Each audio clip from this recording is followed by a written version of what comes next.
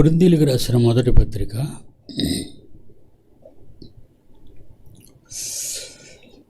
వేణు ఏం చేయాలంటే నువ్వు జనవరి 2వ తారీఖున ఆడవాళ్ళ పేర్లు ఇచ్చారు, రాసుకున్నావు. మగవాళ్ళ పేర్లన్నీ వచ్చే శనివారానికి నాకు అందించు. వచ్చే శనివారం ఉంది కదా ఈరోజు, ఆ రోజుకు నాకు అందించు. మగవాళ్ళు ఎంతమంది? జనవరి 2 నుంచి జనవరి 21 వరకు,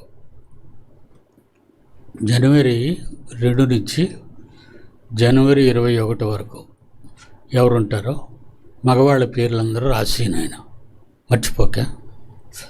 ఓకే, కొరింథీయులకు రాసిన మొదటి పత్రిక 4వ అధ్యాయం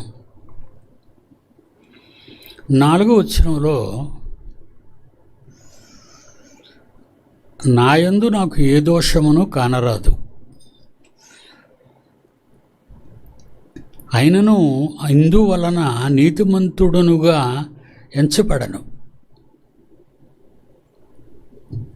నన్ను విమర్శించేవాడు ప్రభు. కాబట్టి సమయము రాకమునుపు, అనగా ప్రభు వచ్చు పర్యంతము దేని గూర్చి ఎవరినైనాను తీర్పు తీర్చకుడి. ఆయన అంధకారమందలి రహస్యములు వెలుగులోనికి తెచ్చి హృదయములోని ఆలోచనలను బయలుపరచినప్పుడు ప్రతివానికి నీ తగిన మెప్పు దేవుని వలన కలుగును. నాయందు నాకు ఏ దోషము కానరాదు. మనుషులుగా మనం ఆలోచిస్తే, మనం తప్పు చేసినా ఎవరైనా మీరు తప్పు చేశారు అంటే నేను ఏ తప్పు చేయలేదు అంటాం. సహజంగా మనం ఆడే మొదటి అబద్ధం అదే. బైబిల్ ప్రకారంగా లోకంలో ఉన్నవాళ్ళందరూ కూడా పాపాలు చేస్తూనే ఉంటారు. బైబిల్ ప్రకారంగా లోకంలో ఉన్న 840 కోట్ల మంది ప్రజలు కూడా పాపులు, పాపం చేస్తూనే ఉంటారు. కానీ వాళ్ళు ఏమంటారంటే, నేనే తప్పు చేయలేదు, నేను నీతిమంతుడిని, నీతిమంతురాలిని అని ఆడవాళ్ళు మగవాళ్ళు చెప్పుకుంటారు. క్రైస్తవులు అలా చెప్పుకోకూడదు. క్రైస్తవులు పాపాత్ములే. ప్రతి ఆదివారం రొట్టె విరిచే కార్యక్రమం ఎందుకు చేస్తున్నాం? యేసు మన పాపాల కొరకు రక్తం కార్చాడు కనుక. వారానికి ఒకసారి అది మనం జ్ఞాపకం చేసుకుంటున్నాం. ప్రతిరోజు మనం పాపాలు చేస్తాం. యేసు చేసిన త్యాగం జ్ఞాపకానికే ఉంటుంది మనకి. మార్పుకి అంటే మానుకునే దశకు మనం వెళ్ళం, కొనసాగిస్తాం. అందుకే పౌలు అంటున్నాడు, నాయందు నాకు ఏ దోషము కానరాదు. పౌలు గారే అంటున్నారు, నేను ఆలోచిస్తే నేనే తప్పు చేయలేదు అనుకుంటాను. అపోస్తలుల కార్యం 23:1. అపోస్తలుల కార్యములు 23:1. పౌలు మహాసభ వారిని తేరిచూచి, సహోదరులారా, నేను నేటి వరకు కేవలము నేను మంచి మనస్సాక్షి గలవాడనై దేవుని ఎదుట నడుచుకొనుచుంటినని చెప్పాను. నాకు మనస్సాక్షి ఉంది. పాపము లేనివాడని మాత్రం కాదు, మంచి మనస్సాక్షి. మీ అందరికీ యేసుప్రభు అంటే ప్రేమ, దేవుడు అంటే ప్రేమ, పరిశుద్ధాత్మ దేవుడు అంటే ప్రేమ. ప్రేమ ఉంది మనందరికీ. కానీ మనలో పాపం లేదని మాత్రం చెప్పకూడదు. నా మనస్సాక్షి, మీ మనస్సాక్షి మంచిది, మంచి పనులు చేయాలనే మనస్సాక్షి మీకుంది. తప్పు చెయ్యకూడదు అనే మనస్సాక్షి మీకుంది. మీకు లేదని నేను అంటం లేదు. తప్పు చేయకూడదనే మనస్సాక్షి మనందరికీ ఉంది, కానీ తప్పు చేయకుండా ఉండలేం. కనుక నా యందు నాకు ఏ దోషమో కానరాదు, నాలో ఏ తప్పు లేదు అంటున్నాడు మహాసభ ఎదుటే. కానీ నా మనస్సాక్షి మంచిది. మీలాగా అత్తమీదేవికి పూజలు చేయటం కానీ, మీలాగా దేవుని మీద తిరుగుబాటు చేయటం కానీ అక్కడ ఉన్నటువంటి వాళ్ళకే ఆ మహాసభలో చెప్తున్నాడు. కానీ నేను తప్పులు చెయ్యలేదు అని చెప్పుకోవట్లేదు ఆయన. దేవుడి మీద నాకున్న నా మనస్సాక్షి చాలా గొప్పది. ఎన్ని శ్రమలు వచ్చినా, ఎన్ని బాధలు వచ్చినా, ఎన్ని కష్టాలు వచ్చినా, ఎన్ని రోగాలు వచ్చినా నా దేవుని మీద నమ్మకం కలిగిన వాడను, నా దేవుణ్ణి నమ్ముకున్నవాడను. అయినను ఇందువలన నీతిమంతుడునుగా ఎంచబడను. అలాగని నేను నీతిమంతుడిని అంటం లేదు. నీతి అనేది దేవుని నమ్మటం వలన వస్తుంది, దేవునిని నమ్మటం వల్ల. కొంతమంది దేవుణ్ణి నమ్ముతారు కానీ ఆయన చెప్పినట్టుగా ఏ పని చేయరు. నమ్ముకుంటారు, అందరూ నీతిమంతులుగానే ఎంచబడతారు. మనం అందరమే నీతిమంతులు అనే చెప్పుకుంటాం. ఎందుకంటే అబ్రహాము దేవుని నమ్మెను, అది అతనికి నీతిగా ఎంచబడెను. అబ్రహాము దేవుని నమ్మాడు, నమ్మటం వల్ల నీతిమంతుడయ్యాడే కానీ పాపం చేయకపోవటం వల్ల నీతిమంతుడు కాదు. నమ్మకం వల్ల నీతిమంతుడే కానీ పాపం చేయటం వలన నీతిమంతుడు కాదు. పాపం చేయకపోవటం వల్ల నీతిమంతుడు కాదు. ఎందుకంటే పాపం చేస్తారు. అదే అంటాడు, నా యందు నాకు ఏ దోషమో కానరాదు. తర్వాత అంటున్నాడు, అయినను ఇందువలన నీతిమంతుడుగా ఎంచబడను. యోబు గ్రంథం 9వ అధ్యాయం 2వ వచనం చూద్దాం. యోబు గ్రంథం 9వ అధ్యాయం 2వ వచనం. నరులు దేవుని దృష్టికి ఏ విధంగా నిర్దోషి అవుతాడు? మనిషి అన్నవాడు దేవుడైన సృష్టికర్తకు నీతిమంతుడిగా ఎంచబడ్డాడు. యోబు అంటున్నాడు, మనుష్యుడు నరుడు దేవుని దృష్టికి ఎట్లు నిర్దోషి అగును? 15వ వచనం, అందులోనే 15వ వచనం. నేను నిర్దోషినై ఉండినను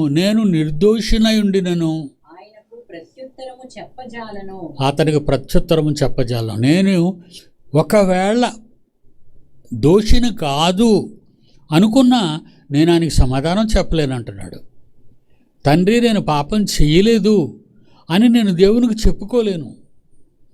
ఎందుకంటే మనుషుని హృదయం అట అన్నిటికంటే ఘోరమైన వ్యాధి కలది. మనుషుని హృదయము అన్నిటికంటే మోసకరమైనది, అది ఘోరమైన వ్యాధి కలది అన్నాడు.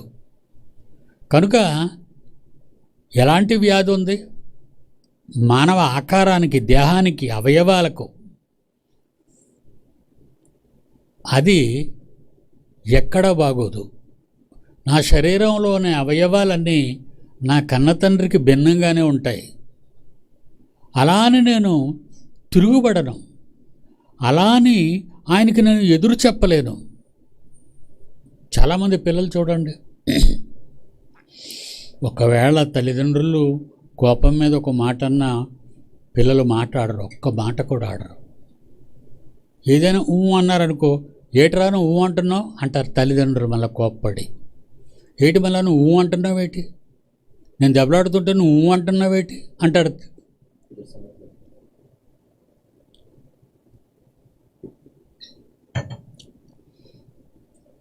నేను దేవునికి సమాధానం ఇవ్వలేను. ఏమన్నాడు 15వ వచనంలో?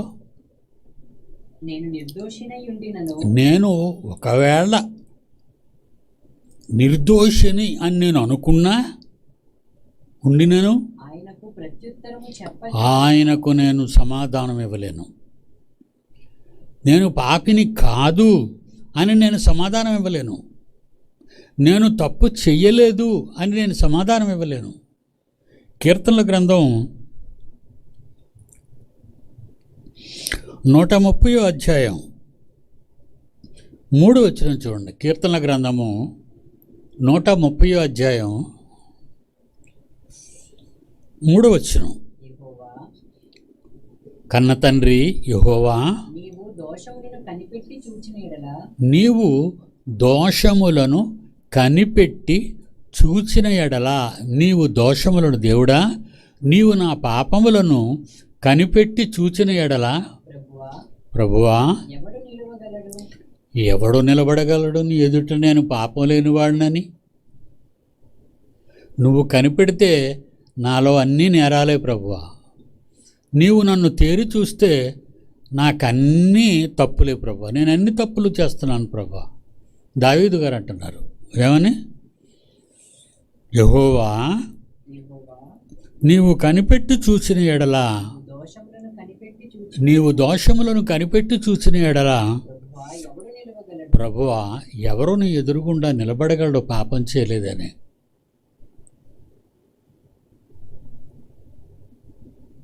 నూట 43 కీర్తన 22వ వచనం చూడండి.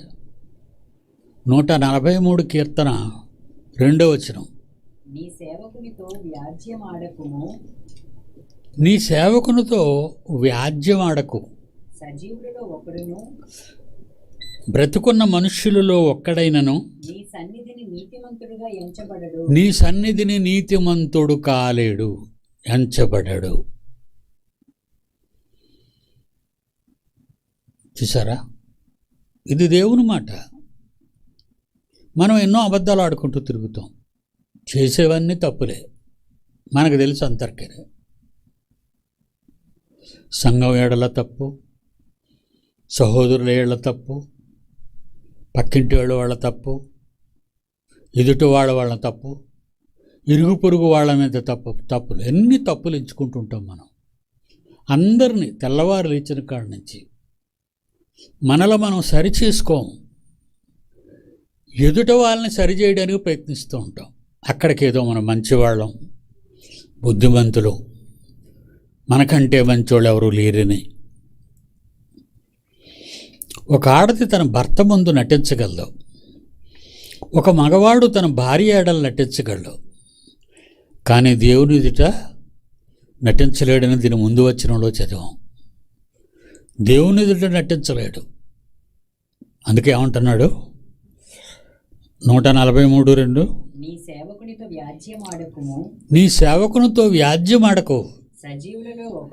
సజీవులలో ప్రపంచంలో 840 కోట్ల మంది బ్రతుకున్న వారిలో ఒక్కడు కూడా నీ సన్నిధిని నీతిమంతుడుగా ఎంచబడడు.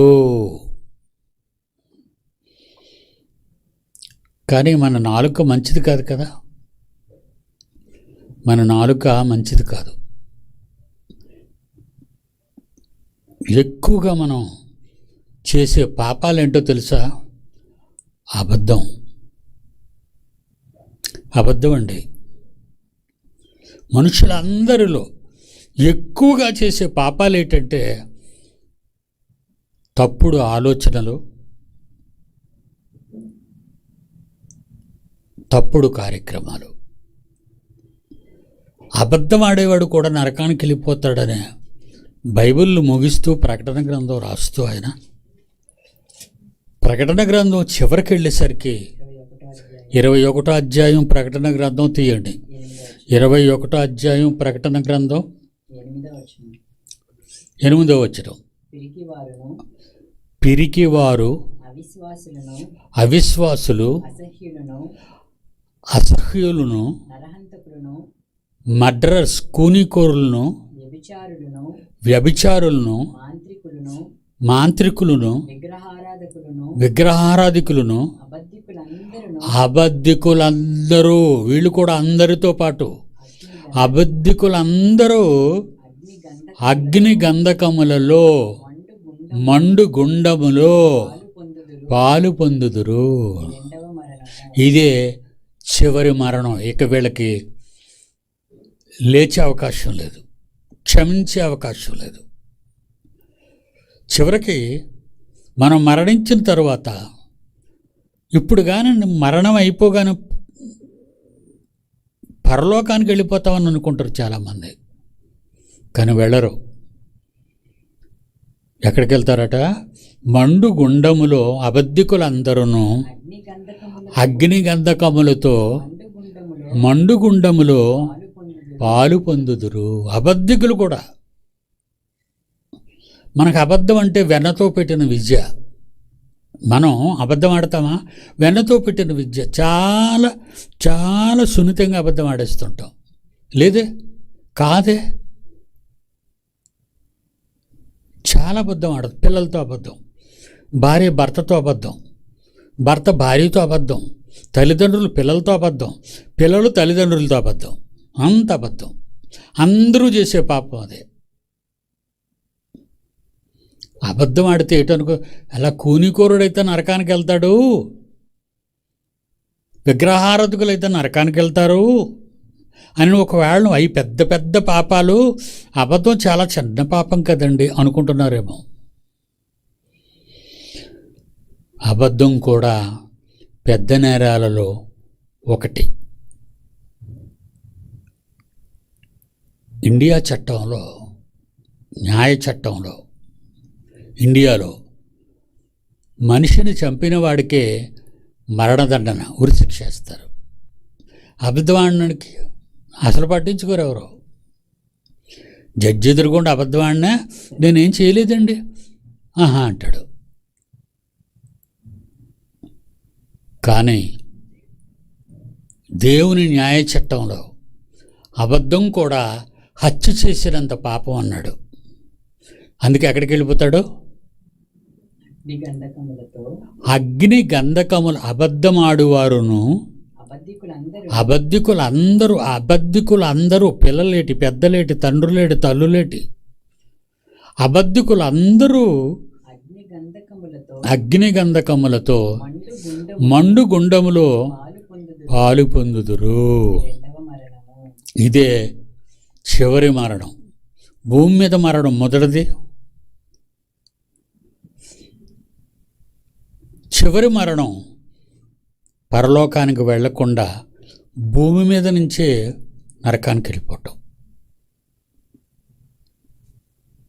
చూసారా ఎంత చాలా తొందరగా కదండి. ఒకవేళ కోర్టుల్లో, న్యాయస్థానాల్లో మనుషులు చంపిన వాళ్ళకి కోర్టు జరుగుతుంటుంది, వాయిదాలకు వెళ్తుంటారు, లాయర్లు వాదిస్తూ ఉంటారు. ఇతను హత్య చేయలేదు అనడానికి లాయర్ నానా తంటాలో పడతాడు. నన్ను ఎలాగైనా తప్పించండి ఈ శిక్ష నుంచి అని లాయర్ ఎన్ని డబ్బులు అడిగితే అన్ని డబ్బులు పేదవాడైనా తీసుకొచ్చిస్తాడు. మరణం అంటే భయం గనక. అది భూమి మీద ప్రాణం పోవటం. కానీ ప్రాణం పోయిన వెంటనే వెళ్ళే చూసారా, అది మహాశిక్ష. అక్కడికి వెళ్ళాక కోర్టులు, న్యాయ చట్టం, వాదించే లాయర్లు, చూసే న్యాయమూర్తులు అక్కడ ఎవ్వరూ ఉండరు. అందుకే ధనవంతుడు నరకానికి వెళ్ళిపోయి అబ్రహాముతో ఏమంటున్నాడు? తండ్రివైన అబ్రహామా, నా యందు కనికరపడి ఆ లాజరును పంపించి ఒక నీటి చుక్క నా నాలుక మీద వెయ్యవా? ఎందుకంటే నేను ఈ అగ్ని జ్వాలలలో యాతన పడుచున్నాను. 16వ అధ్యాయం లోకాసువార్త చూసుకొని అండర్లైన్ చేసుకోండి. అబద్ధాలు ఆడేవాళ్ళు అందరూ అంటే అందరూ చూసుకోవాలా, నేను చూసుకోవాలా, నేను కూడా చూసుకోవాలా. ఎందుకంటే అబద్ధం ఆడేస్తాం. ఎవరైనా పిలిచారనుకో, ఎవరైనా వచ్చారనుకో, లేనని చెప్పారా అంట, నేమీ కాకుండా అబద్ధం. ఉండి లేనని చెప్పమని అబద్ధం ఎందుకు చెప్తున్నాను? అదే నా బుద్ధిహీనత. నాలుకంబడి వచ్చేసింది అనాలోచనగా. ఉన్నాను అంటే కిందకి వెళ్ళాలి, కిందకి వెళ్ళానంటే కూర్చోబెట్టాలి, కూర్చోబెట్టిన వాడు బయోపిక్ 16 రీళ్ళు చెప్తాడు, కూర్చోబెట్టి చంపుతాడు నన్ను అక్కడ. ఒక నీళ్ళు తాగనివాడు, భోజనానికి వెళ్ళనివాడు. కనుక ఎవరితో మాట్లాడడానికి ఇష్టపడను. నాకు భయం, ఎవరితో మాట్లాడినా నాకు చాలా భయం. వాళ్ళు ఏటేటో చెప్తారు. దేవుని పిల్లలారా, అబద్ధం చాలా ఘోరమైన నేరం. ఏనన్నా, వెరీ గుడ్. నా యందు నాకు ఏ దోషమో కానరాదు, ఆయనను ఇంచుమించు నీతిమంతునిగా ఎంచబడను.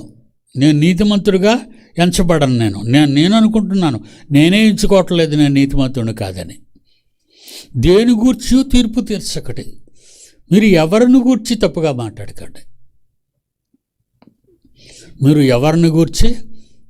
మాట్లాడకండి. చాలామంది చాలా పొరపాట్లు చేస్తూ ఉంటారు. పనిలో దొంగలు, మాటల్లో దొంగలు, చేతల్లో దొంగలు. వీళ్ళని అలా కనిపెడుతుంటారండి. వాళ్ళని చెప్పినా వాళ్ళు మారరు, వినరు, మార్పు చెందడానికి ఇష్టపడరు. ఎందుకంటే వాళ్ళకి ఊహ తెలిసినప్పటి నుంచి సాతాను వలన ఎన్ని ఘోరాలు, నేరాలు మెదడులో పెట్టుకున్నారో అవన్నీ దేవుళ్ళకి వచ్చినా, దేవుని నమ్మినా, దేవుని పని చేసినా వాళ్ళ దుష్ట ఆలోచనలతోనే నిండుకొని ఉంటారు. అందుకంటున్నాడు ఏమని, అయినను ఇందువల్ల నీతిమంతుడుగా ఎంచబడను, నన్ను విమర్శించేవాడు ప్రభువే. నాకు నేనే ఒప్పుకోను, మర్చిపోతాను. నిన్న ఏం చేసావు అని ఎవరైనా అడిగితే నిన్న రాత్రి ఏం కూరంటే మనం చెప్పలేమండి, మర్చిపోతాం. నిన్న రాత్రా అని ఆలోచిస్తాం, బ్రెయిన్లోకి వెళ్ళమనరా. గుర్తుండదు పలానా కూర అని. అర్థమైందా? నిన్న ఎక్కడెక్కడికి వెళ్ళామంటే మర్చిపోతాం. నిన్న నాకు గుర్తు రావట్లేదు, మొత్తానికి ఎక్కడికో వెళ్ళానంటాడు, అంతే, గుర్తు రావట్లేదు అంటాడు. దేవుని పిల్లలారా, ఎదుట వాళ్ళ గురించి తప్పుగా మాట్లాడకు. నేను ఎప్పుడు అదే చెప్తాను మీ అందరితో. ఎవరిని చులకనగా మాట్లాడకండి, ఎవరిని ఆడిపోసుకోకండి, ఎవరిని తప్పు పట్టకండి. ఎందుకు మీకు అదంతా? ఎందుకు?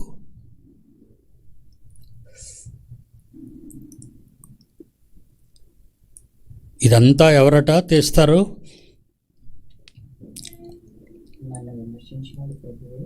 నన్ను విమర్శించేవాడు ప్రభువే. కాబట్టి సమయం రాకమును పనగా ప్రభువు వచ్చు పర్యంతము. కాబట్టి సమయము రాకమునిపి అనగా ప్రభువు వచ్చే వరకు, లేదా నా చావు వచ్చే వరకు. చావు అని అంతే కదండి. ప్రభువు రావడం ఏదో ఒక రోజు తెలియకుండానే వస్తుంది. రెండో రాకడా అంటాం, ఆయన రాకడా అంటాం. మరి యేసు ప్రభు ఎప్పుడు వస్తాడో మనకు తెలియదు, మన చావు ఎప్పుడు వస్తుందో మనకు తెలియదు. బాగా ఉంటామండి, బాగా ఉంటాం. సడన్ అటాక్స్ అని శరీరంలో చాలా ప్రమాదకరమైన ఆర్గన్స్ మనవి. గుండె, ఊపిరితిత్తులు, కాలేయం, ఏమండి, పెద్ద పేగులు, చిన్న పేగులు. క్యాన్సర్ అనేది అస్సలు తెలియదండి.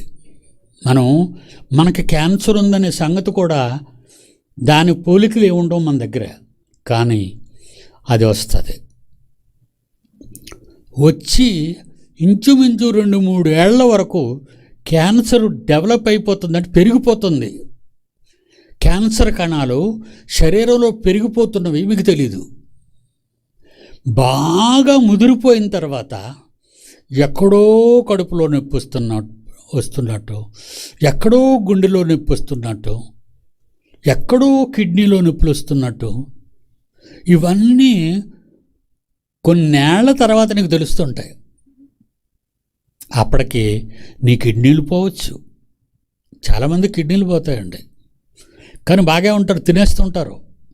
ఎందుకంటే ప్రతి చిన్నదానికి తన ఆరోగ్యం గురించి ఆలోచించుకోవాలి.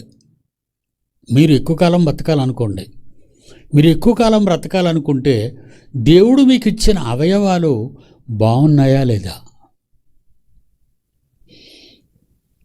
పిల్లలకి కిడ్నీలు పాడైపోతుంటాయి, వయసులో ఉన్నవాడికి కిడ్నీలు పాడైపోతుంటాయి.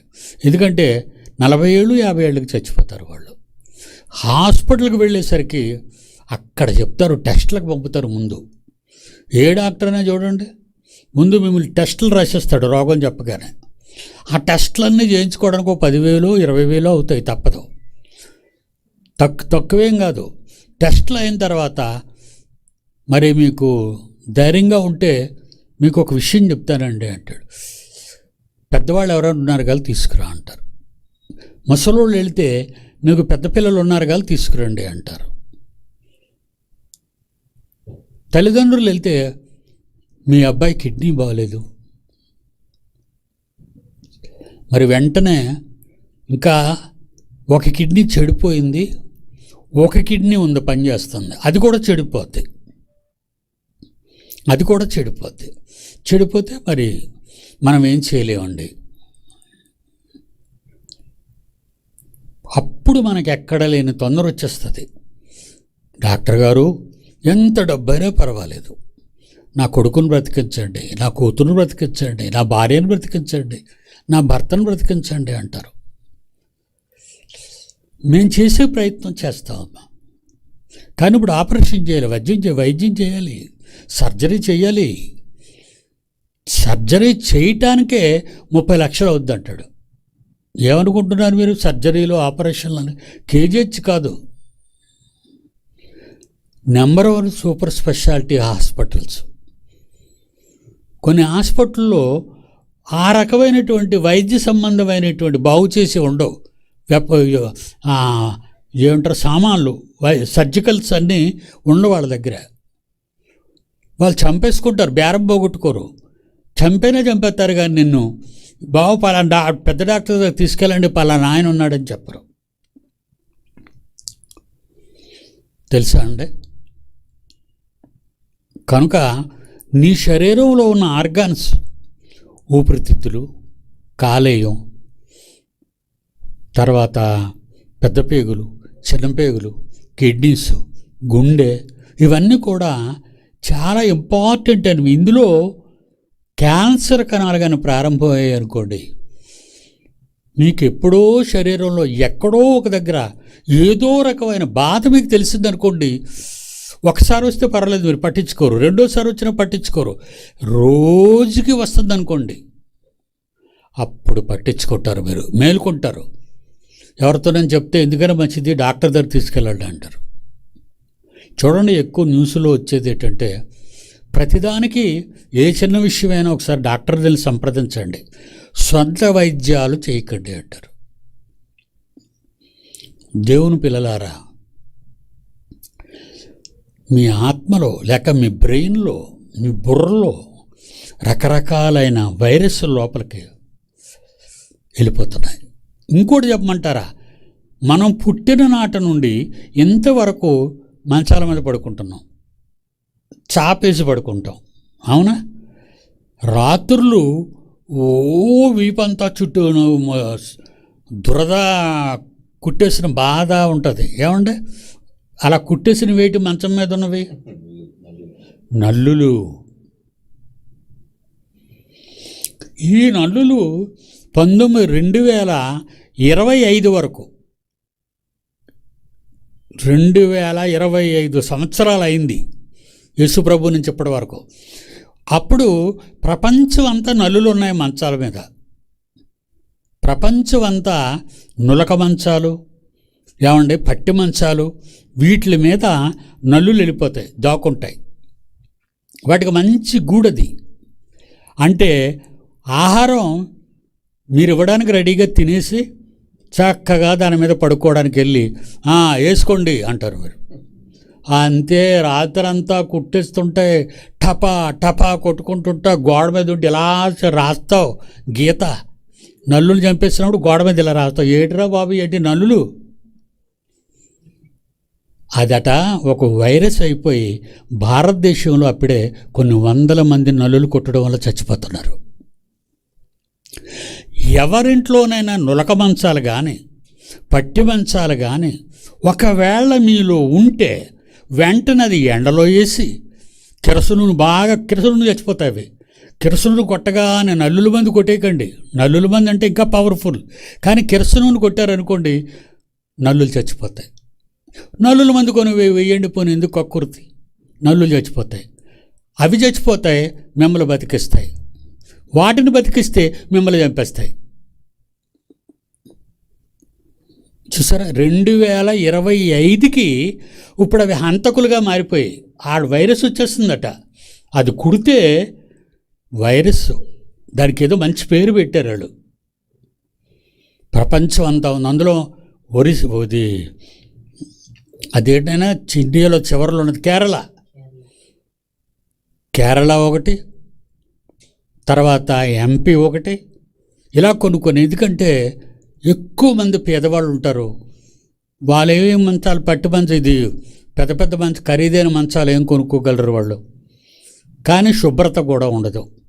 పిల్లలు వచ్చపోసి, మీరు అనుకుంటారు పిల్లలు వచ్చపోసిస్తే ఒకసారి ఎండలో వేసేస్తే ఆరిపోతాయి, మళ్ళీ తీసి మళ్ళీ మేము పడుకుండిపోతాం అంటారు. మీరు BOAలో అనకూడదు కానీ పరుపులన్నీ తడిపించేశారు మీ పిల్లల చేత.